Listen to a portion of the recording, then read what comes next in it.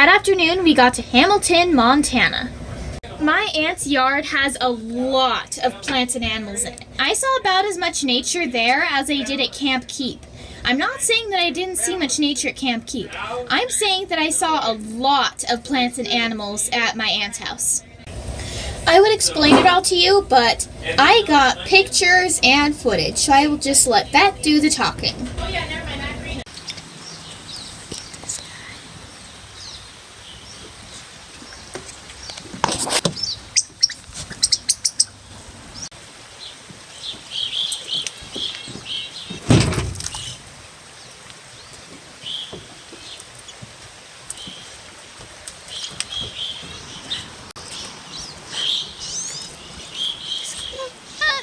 Blinding sun.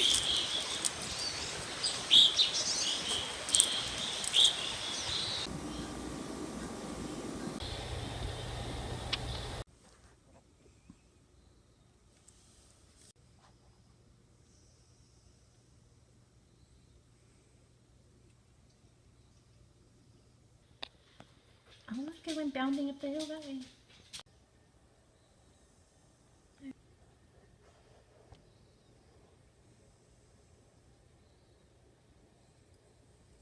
Me neither, but it helps a little bit. You have to lean. Good one.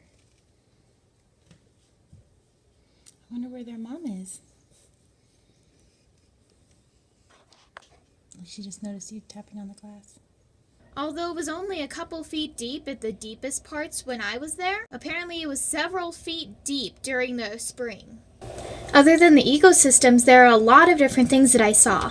But before we get into the eclipse, first I will share with you an interview I had with my aunt about the eclipse. She lives in Montana, where it is only in the 95% range, but I did get some good questions from her. Because the interview is over 2 minutes long, that will be a separate video, but here is a sample question. Have you seen a total solar eclipse before in the path of totality? No, I haven't. I've seen a partial eclipse, but not a total eclipse. And now, without further ado, we will get into the eclipse.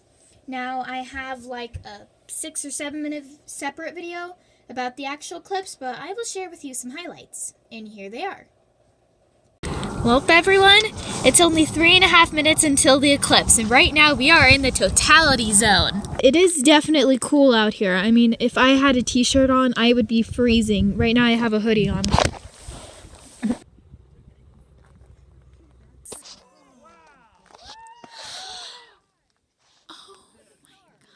You can't see it on the camera. Oh, look, there's a star. I don't know which one. I was right, it is not as dark as night. That was my hypothesis. Already it's getting not complete. Already it's gone. First off, there were supposed to be a lot of stars and planets in the sky during totality. However, I only saw one, which I am pretty sure is a planet. I heard that it was Mercury, Venus, or Mars. I forget which. Now this answers both question 1, why are only these stars visible? And question 2, what stars are visible, why, and why not others? Well, there is only one visible, and that is because it is not as dark as night, so not as many show up, because it's not as dark as it would be if it was night. Question 3, what changed in the sky? Did the weather change? Well, the sky didn't really change except for becoming darker and getting a star in it. The weather didn't really change except for that it did get a lot colder, like 10 degrees or something colder. Somehow my teacher knew that there was smoke in the area where I was watching the eclipse. Question 4 is, how did the smoke enhance or detract from the event? Well, the smoke didn't really affect it. Like, it was not around us very much, it was behind us. And if it did change the effect, then I wouldn't know because I didn't know it any other way. And finally, the 5th question. What other noticeable observations did you have?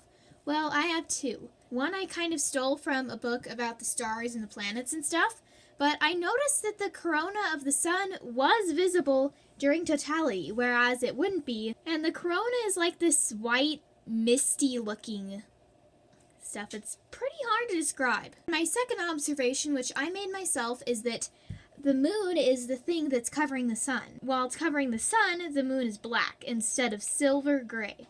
Now, my theory is that it looks black because in contrast with the brightness of the sun, it looks black since, like, before when it was bright outside and I put Felicity in front of the window, she just looked like a black-gray silhouette because it was so bright outside.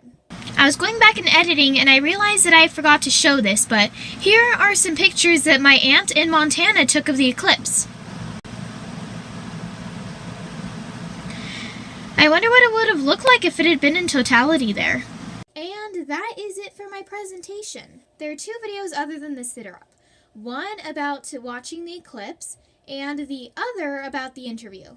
In conclusion, the eclipse was one of the most amazing things I've ever seen in my entire life, if not the most amazing.